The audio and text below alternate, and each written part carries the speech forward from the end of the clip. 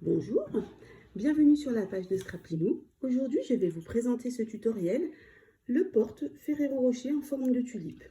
Il pourra très bien décorer votre table de Pâques.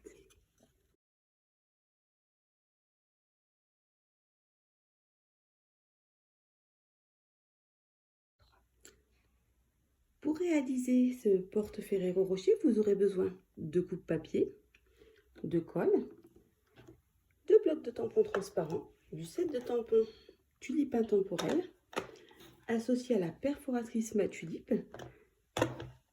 En ce moment, ils sont vendus en lot. De l'encre grenouille guillerette et de la feuille assortie grenouille guillerette.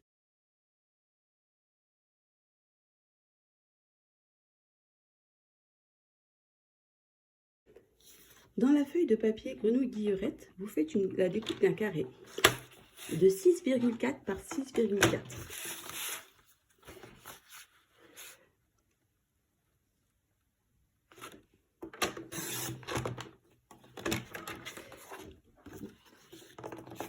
Le premier côté, puis le suivant.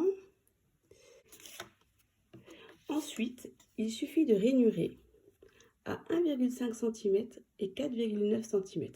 C'est valable pour les deux côtés. Vous prenez par la suite vos ciseaux et vous découpez comme ceci les quatre coins.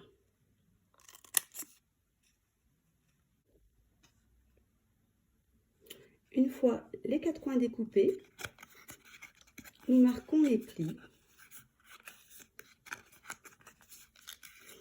et il ne reste plus qu'à coller comme ceci. Et nous aurons fini la base de notre tulipe.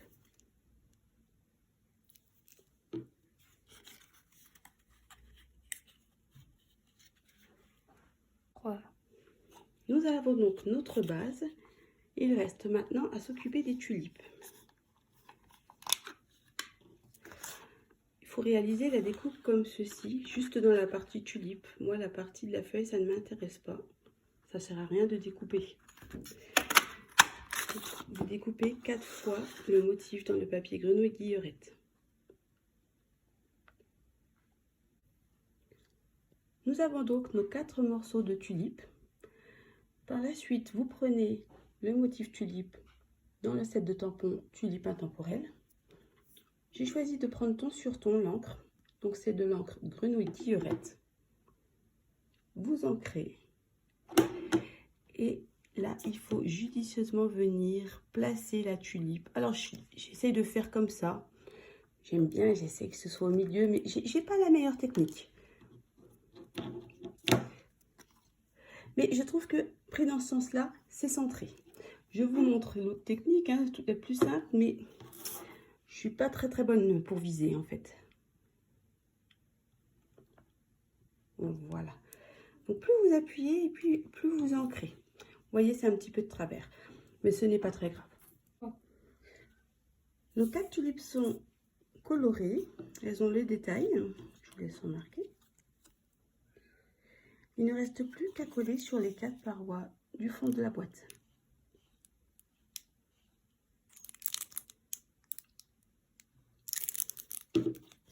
Moi, j'ai choisi en fait de faire dépasser pour le dessous comme ceci, de façon à ce que la boîte repose sur les parties de la tulipe.